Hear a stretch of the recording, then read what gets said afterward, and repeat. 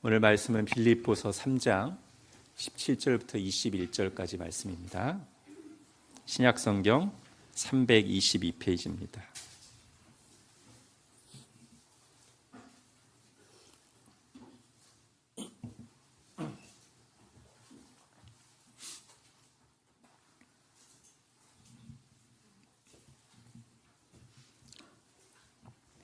신약성경 322페이지 빌립보서 3장 17절부터 21절까지 하나님의 말씀을 제가 읽겠습니다. 형제들아, 너희는 함께 나를 본받으라. 그리고 너희가 우리를 본받은 것처럼 그와 같이 행하는 자들을 눈여겨보라. 내가 여러 번 너희에게 말하였거니와 이제도 눈물을 흘리며 말하노니 여러 사람들이 그리스도의 십자가의 원수로 행하느니라. 그들의 마침은 멸망이요 그들의 신은 배요 그 영광은 그들의 부끄러움에 있고 땅의 일을 생각하는 자라. 그러나 우리의 시민권은 하늘에 있는지라. 거기로부터 구원하는 자 곧 주 예수 그리스도를 기다리노니 그는 만물을 자기에게 복종하게 하실 수 있는 자의 역사로 우리의 낮은 몸을 자기 영광의 몸의 형체와 같이 변하게 하시리라. 아멘. 자, 빌립보서는 기본적으로 따뜻한 편지입니다. 감사 편지라고 말씀드렸죠. 빌립보 교회가 다른 어느 교회보다도 바울을 사랑하고 적극적으로 후원하고 기도를 했고, 이번에도 감옥에 갇혀 있는 소식을 듣고 멀리서부터 격려와 함께 후원을 보냈습니다.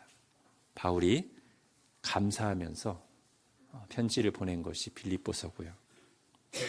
그리고 빌립보서의 별칭 중에 하나는 기쁨의 서신입니다.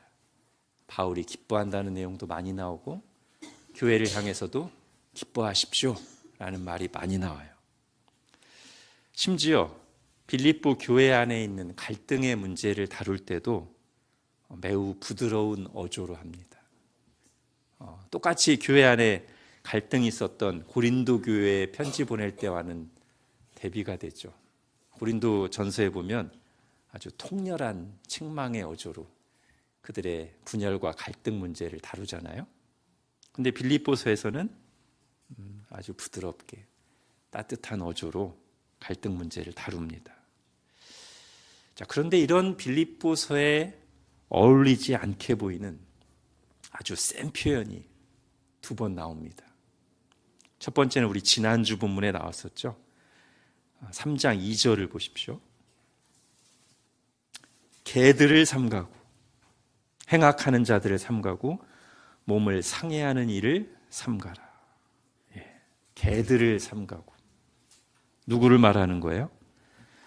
구원을 받기 위해서는 예수님만 믿어서는 안 되고 거기에 더해서 할례를 받아야만 된다. 이렇게 주장하는 이들을 비판하면서 바울이 그 사람들을 개들이라고 불렀어요. 자, 그만큼 그들의 주장은 심각하다는 것이죠.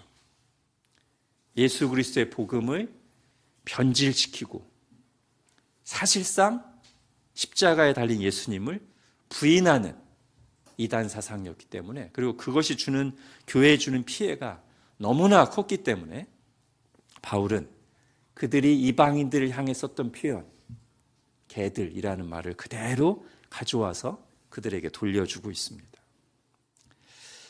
자, 두 번째로 또 센 표현이 오늘 본문에 나와요. 자, 18절, 19절 같이 읽겠습니다. 시작. 내가 여러 번 너에게 말하였거니와 이제도 눈물을 흘리며 말하노니 여러 사람들이 그리스도의 십자가의 원수로 행하느니라.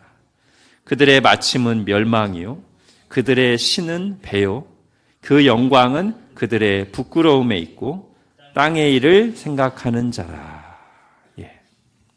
그리스도의 십자가의 원수. 와, 굉장히 센 표현이죠.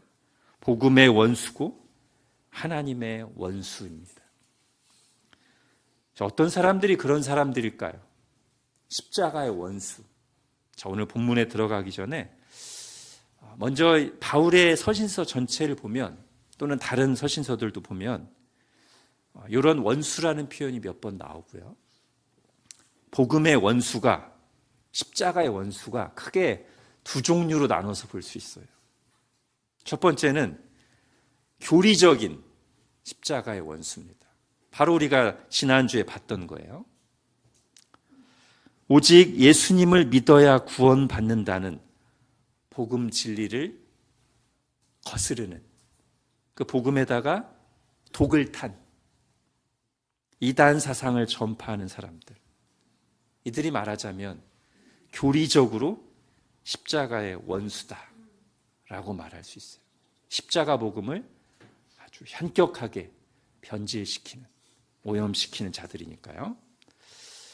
특히 누가 그랬습니까? 유대 율법주의자들이 그랬어요. 그래서 바울이 그의 편지에서 이 문제를 여러 번 다룹니다. 사실 초대교회의 가장 심각한 이단은 유대 율법주의 이단이었으니까요. 여러분 핸드아웃 보십시오. 그들의 문제가 뭐예요? 로마서 10장, 하나님의 의를 모르고, 하나님이 우리에게 주시려는 선물을 모르고 자기의 의를 세우려고, 자기들이 남들보다 낫다고, 나름대로 잘 살았다고 의를 세우려고 힘써 하나님의 의에 복종하지 않았습니다. 그래서 바울이 로마서 11장에서 뭐라고 하냐면, 오늘 나온 표현이 나옵니다. 복음으로 하면 그들이, 즉 유대인들이 너희로 말미암아 원수된 자요. 제가 좀 더 분명하게 해서 가로를 제가 넣습니다. 누구의 원수냐? 하나님의 원수가 됐어요. 원래는 구약시대 택함으로 보면 아브라함의 후손으로서 사랑을 입던 자들인데, 이 복음을, 자기 의를 세우려고 복음을 정면으로 거부함으로써 하나님의 원수 행세를 하고 있다는 겁니다. 그래서 갈라디아서에서 바울이 역시 강한 표현으로 그들을 비판하죠. 다른 복음은 없나니 다만 어떤 사람들이 너희를 교란하여 그리스도의 복음을 변하게 하려, 변질시키려고 하는 것이다. 그러나 우리나 혹은 하늘로부터 온 천사라도 우리가 너희에게 전한 복음, 오직 예수 그리스도의 복음, 오직 은혜의 복음, 오직 믿음의 복음 외에 다른 복음을 전하면 저주를 받을지어다. 예. 자, 지금 교리적인 십자가의 원수를 얘기했어요. 자, 또 한 종류의 십자가의 원수가 있습니다. 주님께서 십자가를 통해서 우리를 구원하시고 은혜를 베푸시면서 우리에게 주고자 하신 삶이 있잖아요. 구원받은 사람들이 어떻게 살아야 되는지가 있잖아요. 그런데 주님께서 자기 피를 흘려서 우리에게 주고자 하셨던 삶과 정반대의 삶을 사는 사람들이 있다는 거예요. 예수님이 왜 십자가를 지셨습니까? 죄 때문에 죽으셨잖아요. 하나님의 아들을 십자가에서 철저히 심판하실 만큼 하나님이 죄를 그토록 미워하시는데, 죄로부터 구원받은 자들이 아무렇지 않게, 이제 구원받았으니까 괜찮아 하면서 아무렇지 않게 죄를 즐긴다면 이 사람들이야말로 그의 삶으로 십자가의 원수 역할을 하는 실천적 십자가의 원수라는 것입니다. 자, 오늘 본문에서 바울이 말하는 십자가의 원수가 바로 그거예요. 바울은 이전에도 아직 삶이 변화되지 않은 신자들을 도울 때 눈물을 흘리면서 그들의 삶을 회개하라고, 죄에서 돌이키라고 여러 번 권면했었습니다. 자, 그럼에도 불구하고 여전히 죄 가운데 살아가는 사람들을 바울이 지금 십자가의 원수라고까지 말하고 있습니다. 그들이 어떤 삶을 살기 때문인가요? 19절을 다시 보겠습니다. 19절 시작. 그들의 마침은 멸망이요, 그들의 신은 배요, 그 영광은 그들의 부끄러움에 있고 땅의 일을 생각하는 자라. 예. 자, 그들의 삶을 아주 단적으로 보여주는 표현들이 있어요. 그들의 신은 배요. 그들의 하나님, 신, 하나님이 뭐라고요? 자기 배. 이게 무슨 뜻이에요? 배를 하나님으로 삼았다. 배를 위해 헌신한다는 거예요. 다른 말로 하면 이 배로 상징되는 자신들의 육신적인 욕망, 물질적인 욕망을 채우기 위해서 살아간다는 거예요. 그걸 최고의 가치로 삼는 거예요. 육체적인 욕망, 물질적인 욕망을 채우는 것을 하나님처럼 여긴다는 거예요. 최고의 가치로 삼는 거예요. 거기에 헌신하는 거예요. 거기에 진심이에요. 자, 이런 사람들은 하나님을 믿는다고 말하더라도 사실상 그들에게 있어서 하나님은 어떤 존재냐면 그들의 배를 채우기 위한, 그들의 욕망을 채우기 위한 수단에 불과한 거죠. 진짜 하나님을 믿는 게 아니고요. 이들의 하나님은 자기 배예요. 그 다음에 또 뭐라고 합니까? 그런 삶을 살다 보니 그 영광은 그들의 부끄러움에 있고, 자, 서로 그런 일을 하면서 부추기면서 부끄러운 짓을 합니다. 무절제와 음란함과 방탕함과 불법과. 근데 그런 거를, 그런 헛된 것에 골몰하고 삶이 어그러져 있는 것을 부끄러워해야 되는데 그걸 자랑거리로 삼아요. 남들이 해보지 않았던 금지된 욕망을 추구하고 즐기고는 나는 그것도 해봤다. 자랑거리로 삼아요. 또는 옳지 못한 방법으로 성공하고 부를 쌓고 높은 자리에 오르고 나서 그것을 역시 자랑거리로 삼아요. 사실은 부끄러워해야 되는데, 거짓말을 해서 돈을 벌고 사기쳐서 성공했으면 부끄러워해야 되는데 그것을 영광으로 여겨요. 자랑하고 다녀요.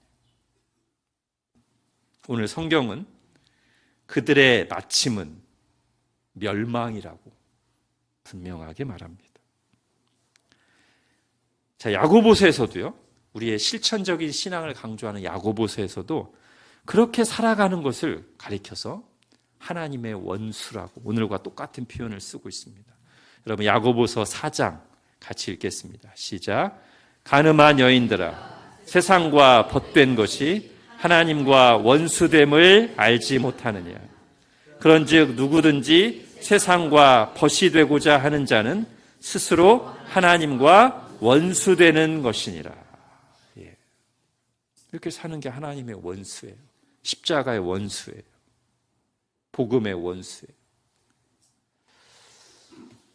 자, 오늘 19절 끝부분에 보면 우리가 좀 해석하고 진지하게 생각해야 될 표현이 나옵니다. 뭐냐면 그들의 삶을 또 뭐라고 말하냐면 땅의 일을 생각하는 자다라고 말합니다.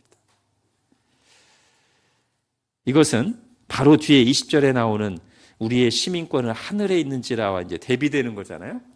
하늘과 땅을 대비하는 거예요. 근데 여기서 이 땅의 일이 뭘까요?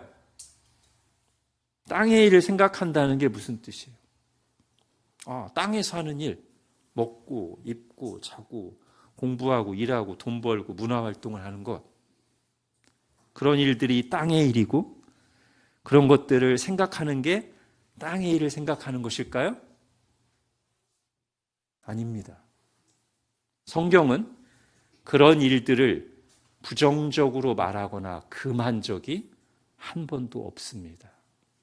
오히려 하나님이 창조하신 사람은, 영과 육을 가진 사람은 그런 일들을 하면서 살아가도록 처음부터 지음받았습니다. 먹도록, 입도록, 자도록, 연구하고, 일하고, 생산적인 활동을 하고, 문화 활동을 하도록 하나님이 우리를 하나님의 형상으로 지으셨습니다. 당연히 그런 일을 하려면 그런 일들에 대해서 생각도 해야 되고요. 자, 바울이 다른 곳에서 뭐라고 했죠? 먹고 마시는 걸 금하지 않았고요. 오히려 어떤 음식을 먹지 말라고 하면 그는 귀신에 미혹된 자라고 했고요. 뭐라고 했어요? 고린도전서 10장에서 먹든지 마시든지 무엇을 하든지 하나님의 영광을 위하여 하라고 했습니다. 또 아끼는 제자 디모데의 건강을 염려하면서 이제부터는 너의 건강을 위해서 포도주를 조금씩 마시라 권면하기도 했습니다. 건강에 신경 쓰고 게다가 그걸 위해서 포도주를 먹는다? 술을 먹는다? 이거 육신의 일, 땅의 일을 생각하고 있네? 그런가요? 바울이 오늘 본문에서는 땅의 일을 생각한다고 강하게 비판하더니 다른 곳에서는 본인 자신이 지금 땅의 일을 생각하고 있는 겁니까? 아니에요. 여러분, 요즘 우리가 핵심 성경 읽기 365 본문에서 누가 나옵니까? 아주 경건한 하나님의 사람 요셉이 나오죠. 요셉이 무슨 일 하죠? 애굽의 총리가 돼서 정치하는 일을 합니다. 구체적으로 풍년 때 나중에 먹을 곡식을 저장하고 관리하고 흉년이 들자 그 먹을 것을 나눠주는 일을 진두지휘하잖아요. 당연히 그 일들을 효과적으로 잘 해내기 위해서 생각했을 것이고 그의 삶의 대부분의 시간을 거기에 헌신했을 거란 말이죠.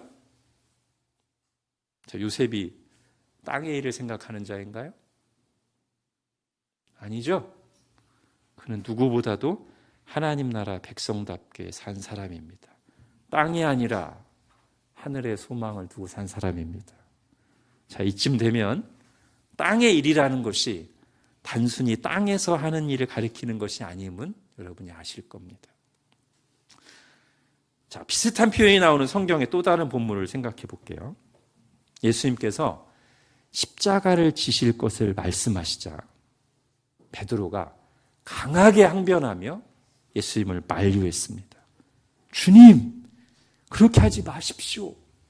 그 일이 결코 주님께 미치면 안 됩니다. 그러자 예수님께서 아주 심한 말로, 센 말로 베드로를 꾸짖으셨어요. 자, 마태복음 16장 같이 읽겠습니다. 시작.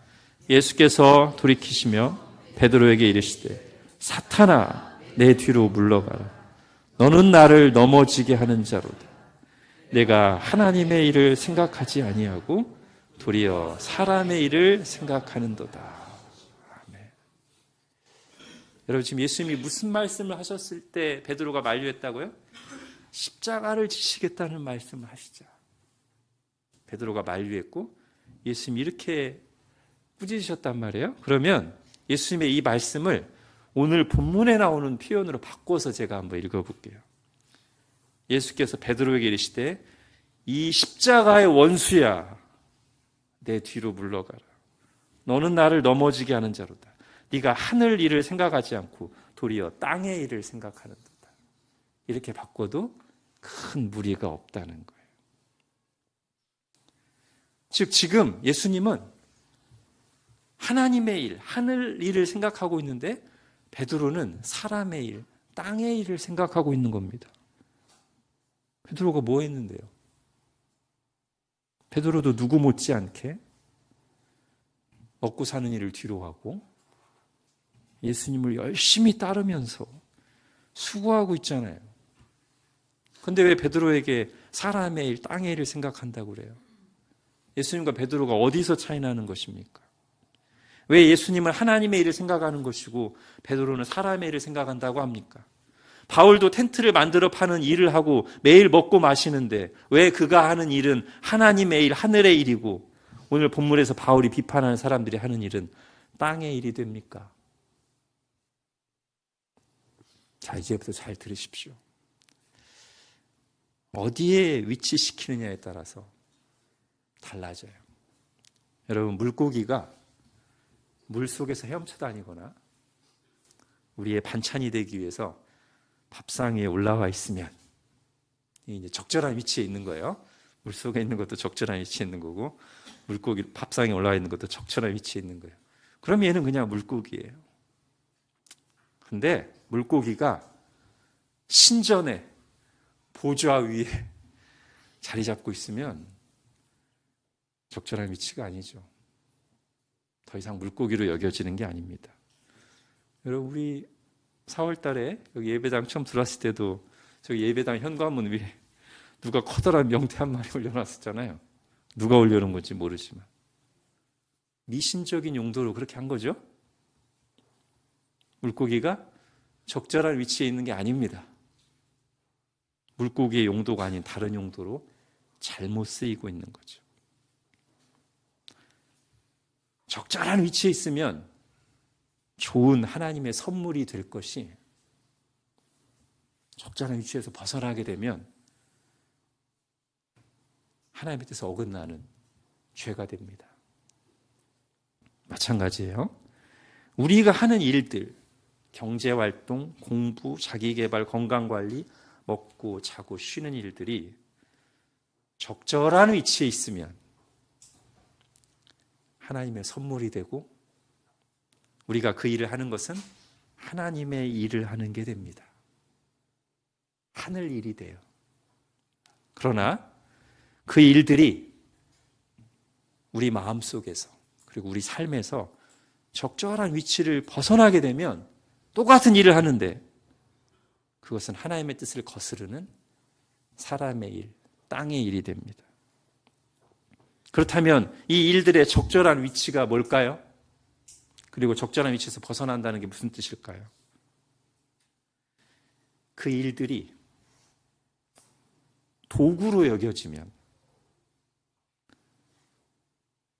내 마음에서, 내 삶에서 그 일들이 하나님의 뜻을 이루기 위한 도구, 사랑을 실천하기 위한 도구로 여겨지고 있다면 적절한 위치에 있는 거예요. 그럴 때는 먹고 마시는 일까지도 하나님의 일이 될 수 있어요. 우리에게는 사실 그렇게 돼야 돼요. 앞서도 바울이 얘기했었잖아요. 너희가 먹든지 마시든지 무엇을 하든지 다 하나님의 영광을 위하여 하라. 다른 말로 하면 너희의 먹는 일도 마시는 일도 너희 일상의 모든 일들이 다 하나님의 일이 되게 하라. 이런 뜻이잖아요. 그렇지 않고 도구의 자리에 있어야 될 것들이, 하나님의 영광을 위한 도구, 사랑의 실천을 위한 도구의 자리에 있어야 될 것들이 목적의 자리에 와버리면, 또는 하나님 자리를 차지하게 되면 그때부터 그 일은 하나님의 뜻을 나가서는, 거스르는 땅의 일이 됩니다. 더 많이 소유하는 것, 사람들에게 인정받는 것, 총리가 되는 것, 몸짱이 되는 것, 그런 것들 자체가 목적이 되면 하나님은 뒷전으로 가는 거예요. 또 그 목적을 위해서는, 더 많이 소유하기 위해서는, 총리가 되기 위해서는, 몸짱이 되기 위해서는 하나님의 말씀에 어긋나도 얼마든지 타협하고 거스르고 합리화한단 말이죠. 자, 그렇게 내가 하는 일들이 하나님의 일이 되지 않고 땅의 일이 될 때 어떻게 우리 영혼에 평안이 있을까요? 진정한 자유함과 담대함이 있을까요? 그리고 우리의 하나님과의 관계가 아주 이렇게 친밀하고 끈적끈적해질까요? 아니죠. 원래는 우리는 하나님의 일을 해야 되는데, 모든 일이 하나님의 일이 되어야 되는데, 내가 하는 일들이 땅의 일이 될수록 내 영혼의 자유와 평안과 질서와 담대함을 잃어버리게 됩니다. 포장할 수는 있어요. 그러나 완전히 속일 수는 없어요. 그리고 하나님과의 관계가 형식화되거나 무너지고 내 영혼은 황폐하게 됩니다. 하나님께서 우리에게 은혜를 주셔서 우리가 하는 모든 일이 하나님의 일 되게 하시길 바랍니다. 하나님께서 우리에게 주신 소유들, 우리가 하는 모든 일들이 적절한 자리, 즉 하나님의 영광을 위한 도구, 사랑의 실천을 위한 도구라는 자리에 적절히 위치하고 잘 관리되고 사용돼서 하나님께는 영광이 되고 우리에게는 진정한 자유함과 질서와 평안과 용기를 주시기를 바랍니다. 자, 이제 바울은 땅의 일을 생각하는 자들과 대비시켜서 그리스도인은 하늘에 속한 자임을 말합니다. 20절, 21절 같이 읽겠습니다. 시작. 그러나 우리의 시민권은 하늘에 있는지라 거기로부터 구원하는 자 곧 주 예수 그리스도를 기다리노니 그는 만물을 자기에게 복종하게 하실 수 있는 자의 역사로 우리의 낮은 몸을 자기 영광의 몸의 형체와 같이 변하게 하시리라. 아멘. 우리의 시민권은 하늘에 있습니다. 자, 바울은 그리스도인들이 하늘에 속한 자 또는 하나님의 백성이라는 것을 말하면서 비유적으로 시민권이라는 단어를 쓰고 있어요. 로마 시민권이 굉장히 특권으로 여겨졌던 시대입니다.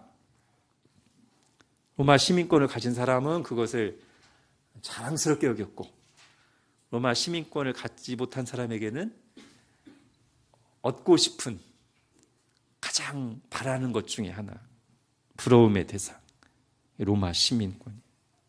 자, 바울이 빌립보 교회를 개척할 당시에도 그런 분위기를 보여주는 에피소드가 하나 있습니다. 여러분 사도행전 16장 보십시오. 핸드아웃에. 부하들이 이 말을 상관들에게 보고하니 그들이 로마 사람이라 하는 말을 듣고 두려워하여 와서 권하여 데리고 나가 그 성에서 떠나기를 청하니. 바울이 로마 시민권자거든요. 자, 여기 나오는 로마 사람이라 이 말이 뭐예요? 로마 시민권자라는 뜻이에요. 전날에 바울을 그냥 유대인인 줄 알고 외모가 유대인이니까 그냥 유대인인 줄 알고 막 매질하고 함부로 대하고 가두었다가 다음날 내보내려고 하는데 그때 바울이 밝힌 거예요. 나 로마 시민권자인데. 그랬더니 이 사람들이 어떻게 했다고요? 로마 사람이라는 말을 듣고 두려워하여. 예.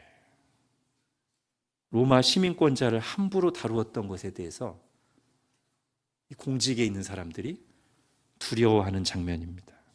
그러면서 그들을 대하는 태도가 전날과 같이 한결 공손하고 조심스러워진 걸 보죠. 와서 권하여 데리고 나가 그 성에서 나가기를 간청합니다. 자, 빌립보 교회 성도들도 당연히 이런 정서를 잘 알고 있죠.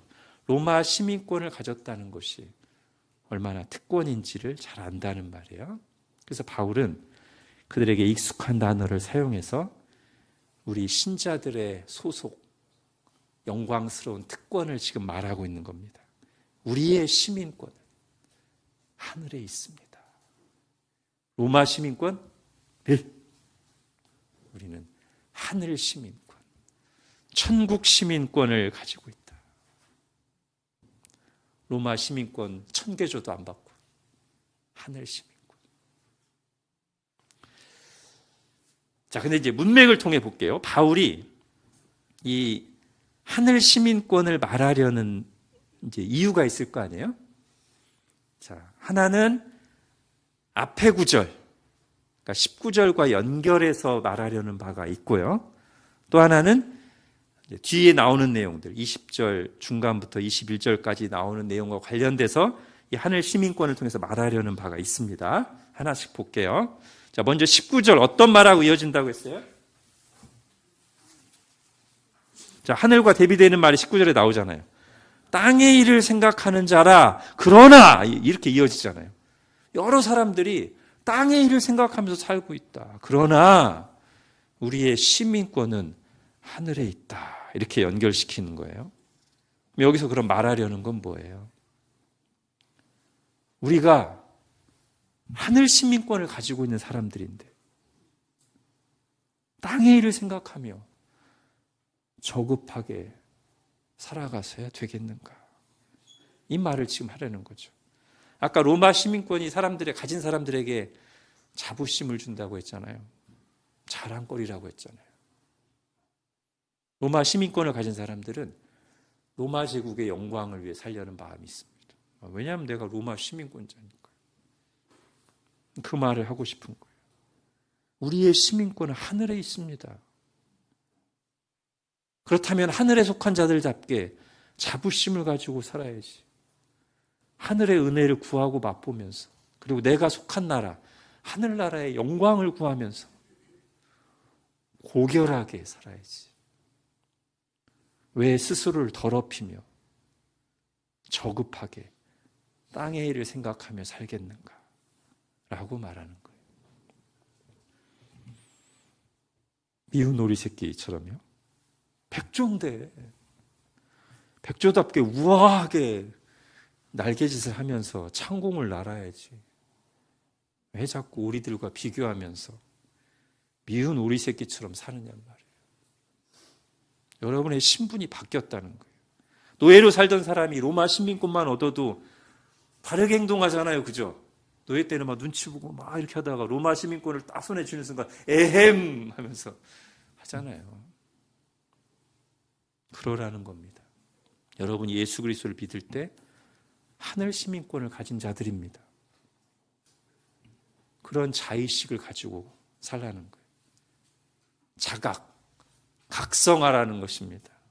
여러분 영화나 만화에 보면 찌질하게 살던 주인공이 어떤 계기를 통해서 막 각성하는 장면이 있어요. 그 다음부터는 삶이 바뀌죠. 바울도 지금 그런 말을 하고 싶은 거죠. 여러분 하늘 시민권자입니다. 땅의 일을 생각하며 살 사람들이 아니에요. 그러기에는 예수 그리스도 통해 얻게 된 저와 여러분의 신분은, 소속은 너무나 존귀합니다. 여러분, 바울이 이 말을 썼지만 성경이 하나님의 말씀이잖아요. 하나님이 쓰신 거예요.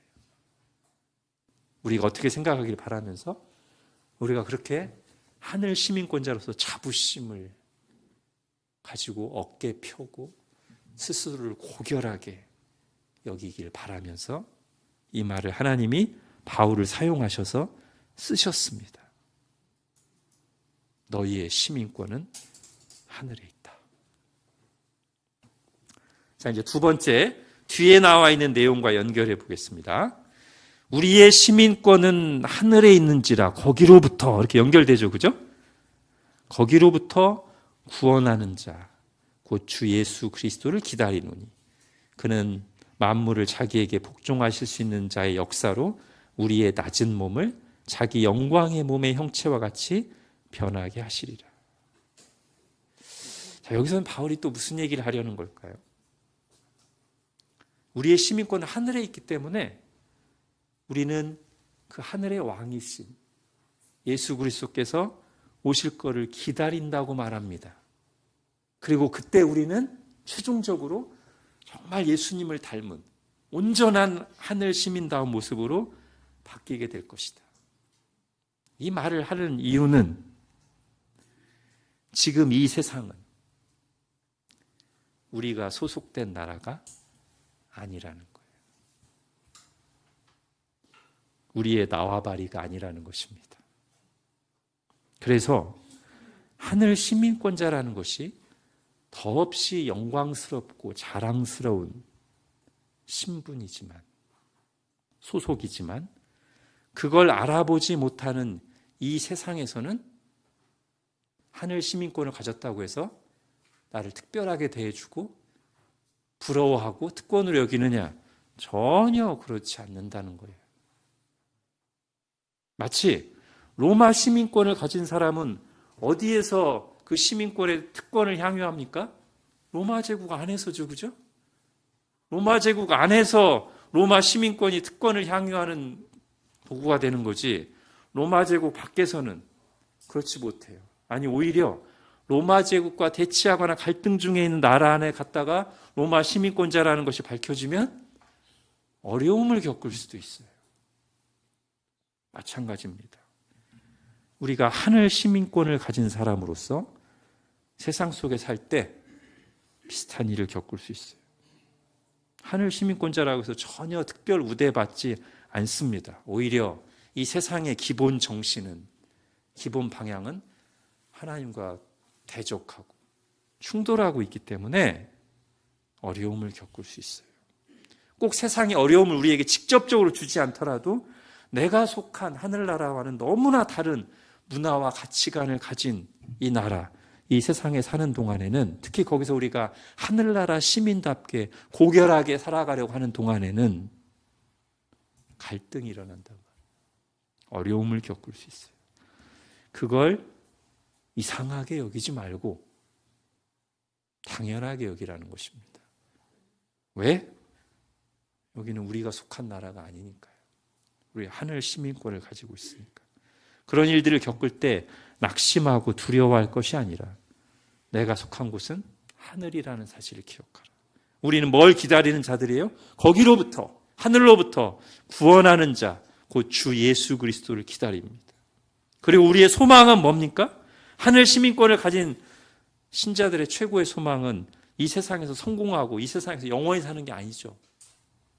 하늘나라의 왕이신 우리 주님께서 완전한 심판과 구원을 위해서 다시 오실 때, 그때 주님께서 우리에게 하실 일이 뭐예요? 우리의 낮은 몸을 자기 영광의 몸의 형체와 같이 변하게 하시리라. 하늘 시민권자는 이걸 소망하면서 살아가는 사람이에요. 우리 스스로도 탄식하고 있는 나의 죄성과 연약함이 그날에 온전히 벗겨지고 내가 사모하는 나의 주님 예수님을 온전히 닮게 된다. 그 상태로 죄가 없고 예수님을 그대로 닮은 상태로 우리가 속한 나라, 하늘나라, 하나님 나라에서 하나님과 영원히 동행하며 살게 될 것을 소망하는 사람들입니다. 여러분, 우리가 이 땅에서 하늘 시민권자답게 살기 위해서는 반드시 이 장래 소망이 있어야 돼요.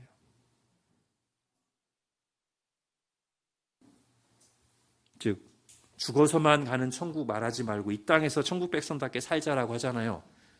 이 땅에서 천국 백성답게 살려면 죽어서 또는 예수님 오실 때 우리에게 이런 일이 일어난다는 것에 대한 영원한 새하늘과 새 땅에 대한 소망이 있어야 된다니까요. 자, 어느 복된 신자의 묘비에 이런 글귀가 쓰여 있었습니다. 그가 천국에 있기 전에 천국이 그의 안에 있었다. 무슨 뜻일까요? 죽어서 천국으로 들어가기 전에 이 땅에 살 동안 그의 마음에 천국 소망이 가득했다. 그래야 천국 백성답게 살 수 있어요. 누가 그랬습니까? 바울이 그랬어요. 바울이 부활과 천국 소망이 충만했기 때문에 바울처럼 살 수 있었어요. 그리고 바울은 우리도 그러길 바라고 있습니다. 17절 보십시오. 형제들아, 너희는 함께 나를 본받으라. 여러분, 바울처럼 사는 게 예수님처럼 사는 것입니다. 정리하겠습니다. 오늘 십자가의 원수라는 말을 봤는데, 여러분, 우리가 성경을 보면 이 십자가 원수의 원조가 있죠? 원조, 원수. 누구예요? 하나님을 대적하는 하나님의 원수, 사탄이죠. 그가 우리를 유혹하고 부추기는 삶이 바로 오늘 본문에서 말하는 십자가의 원수로 사는 삶입니다. 즉, 하나님의 은혜의 복음을 왜곡하고 변질시키거나 또는 하나님께 큰 은혜를 받았음에도 불구하고 그 은혜를 통해서 우리에게 주시고자 하는 삶이 뭔지를 몰라서 예수님께서 십자가를 칠 때 의도하신 삶과는 정반대로 신은 배요, 영광은 부끄러움에 있고 땅의 일을 생각하며 사는 것, 그게 원조 하나님의 원수인 사탄이 우리에게 원하는 삶입니다. 그리고 그렇게 살도록 세상 문화를 통해서 다른 사람들 또는 우리의 죄성을 충동질해서 끊임없이 유혹한단 말이에요. 그 결과는 뭡니까? 하나님과 끊어지는 것이고 여러 가지 고통과 부작용과 죽음의 열매를 맺는 거예요. 에덴 동산에서 그랬듯이 에덴 동산에서 아담과 하와를 굉장히 위해 주는 것처럼 막 유혹해서 선악과 먹게 했는데 선악과가 달콤해 보여서 좋아 보여서 먹은 아담과 하와에게 일어난 일이 뭐예요? 하나님과의 관계가 깨지고 하나님을 피해서 숨고 서로의 관계도 깨져서 저 여자 때문입니다. 온갖 부정적인 감정이 솟아오르고 결국 삶의 고통이 찾아오고 죽게 됐잖아요. 오늘도 사탄이 똑같이 그렇게 하고 있다니까요. 우리는 둘 중에 하나를 선택해야 돼요. 하나님이 원하시는 삶을 살 것인가? 사탄이 원하는 삶을 살 건가? 그리고 우리는 피와 식별을 분명히 해야 돼요. 우리가 진정으로 행복하기를 원하시는 분이 누굴까요? 사탄이 아닙니다. 세상이 아닙니다. 하나님이 우리가 진정으로 행복하기를 원하십니다.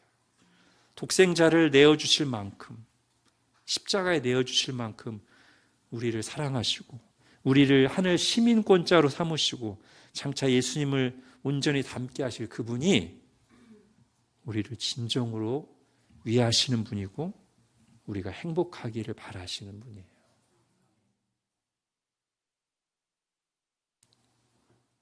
그 행복의 길을 선택합시다. 우리가 예수님의 십자가를 통해서 얼마나 놀라운 은혜를 받았는지를 기억하고 하늘 시민권자라는 자부심을 갖고 우리가 기다려야 될 소망이 무엇인지를 매일매일 되새기면서 더 이상 십자가의 원조인 사탄에게 속고 끌려다니지 말고 십자가의 은혜로 우리를 부르신 예수님을 사랑하고 닮아갑시다. 기도하겠습니다. 하나님, 오늘 우리가 누구인가를 말씀을 통해 다시 들었습니다. 예수 그리스도께서 십자가에서 우리의 모든 죄를 감당하시고 우리를 구원하심으로 이제 우리가 하늘 시민권, 천국 시민권자가 되었음을 말씀을 통해 다시 듣습니다. 자랑스러워하게 해주십시오. 자부심을 갖게 해주십시오. 자각하게 해주셔서 우리의 원수인 그리고 하나님의 원수인 사탄이 꼬드기는 육신적인 삶, 땅의 일을 생각하는 삶이 아니라 우리를 은혜로 부르신 그 부르심대로 그리고 우리가 진정으로 행복하기를 원하시는 하나님의 마음을 알아서 고결하게 예수님을 본받는 삶을 살게 하여 주옵소서. 예수님의 이름으로 기도합니다. 아멘.